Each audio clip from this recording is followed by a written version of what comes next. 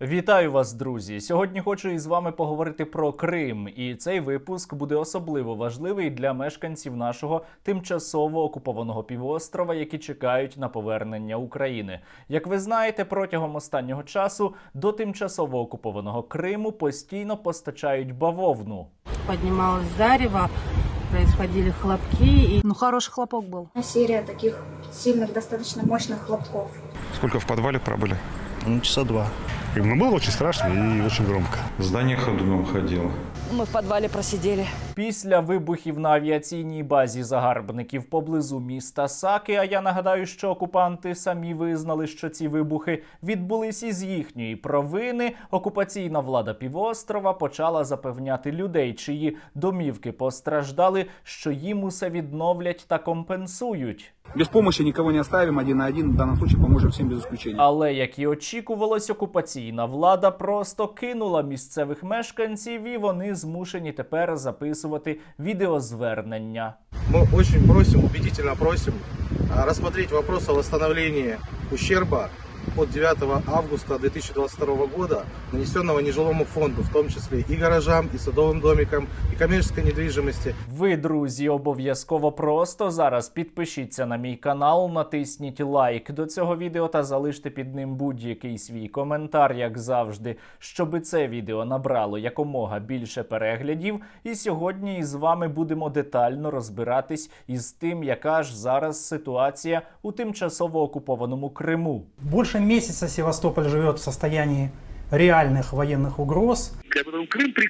Крым прикрыт со всех направлений, то есть заявляет официально, то есть Крыму ничего не угрожает. Росіяни постійно зараз розповідають, що начебто їхня ППО постійно над тимчасово окупованим півостровом щось збиває, якісь уявні безпілотники. Правда, жоден вона так досі і не показала. У той же час так званий губернатор Севастополя Розвожаєв бігає і інспектує для себе бомбосховища. Все под полным контролем. Эти все трубы, мы за ними следим, они не текут, и постоянно мы вызываем мастеров, потому что мы завязаны на них. Все под полным контролем. Проте бомбосховища окупаційна влада у тимчасово окупованому Криму готує тільки для себе, а от на місцевих мешканців їм абсолютно плювати. Убежищами Севастополя никто не хочет заниматься.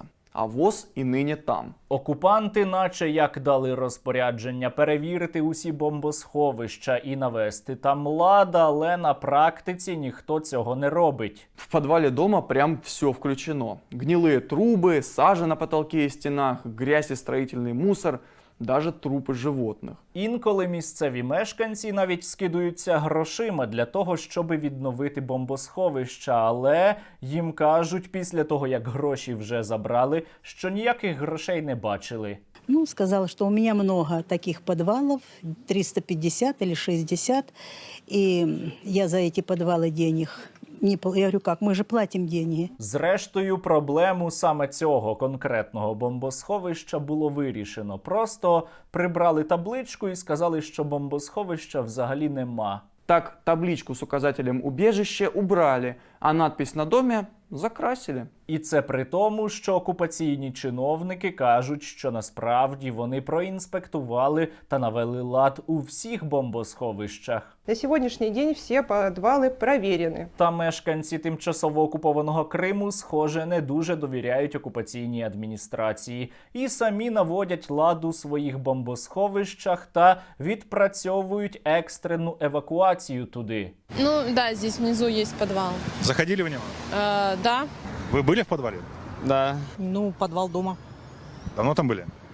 Ну, недавно. Да, я знаю, где мое укрытие. Члены моей семьи тоже знают. Ну а самі росіяни у випадку появи нової бавовни планують робити те, що вони роблять зазвичай – тікати назад до себе на Росію.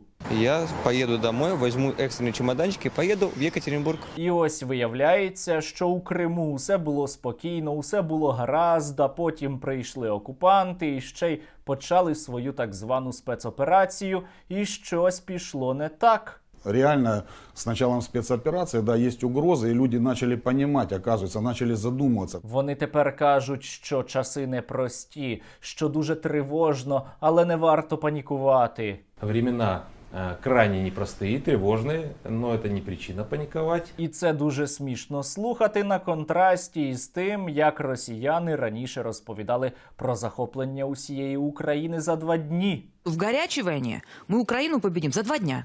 Чего ее побеждать-то, господи, ну Украина. І у цьому випуску на початку я не просто так казав і наголошував, що окупаційній владі плювати на мешканців тимчасово окупованого півострова. Це абсолютно там зараз закономірність. Є дуже показовою свіжа історія із Ялти. Там 2 чоловіків, один із яких російський військовий, а інший отримував від так званого мера Ялти навіть нагороду, вбили чоловіка, завдали йому понад 30 ножових поранень і завантажили його у автомобіль із символікою загарбників із літерою Z. Але потім до в'язниці почали відправляти тільки одного з них, а іншого чоловіка окупаційна влада взяла та відпустила. І ось мешканці Ялти навіть вийшли на протест, але це, схоже, не дасть жодних результатів, тому що, як я вже сказав, окупантам плювати на мешканців Криму. Нас, крымчан, игнорируют. А за что я ходил, голосовал за Россию здесь? І це проявляється у абсолютно усіх сферах та питаннях. І ще у мешканців Криму росіяни забирають пляжі. Пришла наша родная гавань и идите отсюда. Все, разве так можно? І вони самі наголошують, що коли Крим був під контролем української влади, такої ситуації не було. Да, при Украине мы отстояли его. К нам прислушались. Неужели теперь наши пришли и не прислушаются к нам? Не дослухаються, загарбникам абсолютно байдуже, тому що вони забирають пляжі, бо їм треба проводити свою так звану спецоперацію. Вчора появився спецоперація. Хто із вас лжет? Але насправді це просто брехня, це просто прикриття для того, аби у мешканців тимчасово окупованого Криму забирати пляжі, забирати доступ до моря, бо Путіну, Медведєву та іншим російським чиновникам потрібно мати нові дачі. 2 госдачи отошли Дмитрию Медведеву, а еще 2 Владимиру Путину. Колишніх КГБшників, які мають житло поблизу дач Путіна або Медведєва, збираються звідти примусово виселяти. І гуляти навіть у лісі поблизу цих дач заборонено, тому що можуть оштрафувати або порізати колеса. Зачем вы делаете ремонт в квартире? Не надо делать ремонт в квартире, потому что вас скоро будут отсюда отселять. То мне прокололи, спустили шини і наплівали на капот сіміч. І що дуже показово, найбільше на окупаційну владу зараз скаржаться саме ті люди, саме ті зрадники України, які цю владу туди і кликали, саме ті, хто допомагали росіянам захопити півострів. Мы шли на референдум и отдавали голоса за присоединение Крыма к России. Мы думали, что мы возвращаемся к матери. А пожив вот какое-то время, мы поняли, что мы вернулись к мачехе. Та така ситуація у Криму тимчасова, тому що Крим окупований тимчасово, і Збройні сили України його обов'язково звільнять. І у мене є прохання велике до українців, до тих, хто лишився вірним нашій країні, які живуть у окупованому Криму. Якщо вам відомо про місця базування, переміщення російських військ, обов'язково повідомляйте про це нашій розвідці. Ви зараз на екрані можете бачити контактні номери телефонів у месенджерах Signal та WhatsApp. І за можливості я вас дуже прошу, не живіть, не перебувайте поблизу місць, де перебувають російські окупанти та їхня військова техніка або склади.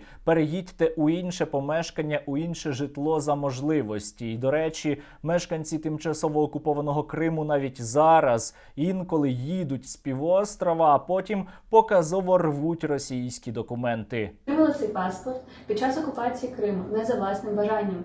То зараз, знаходячись в пункті пропуску, я відмовляюсь від отриманого не за моїм бажанням громадянства Росії та знищую цей паспорт.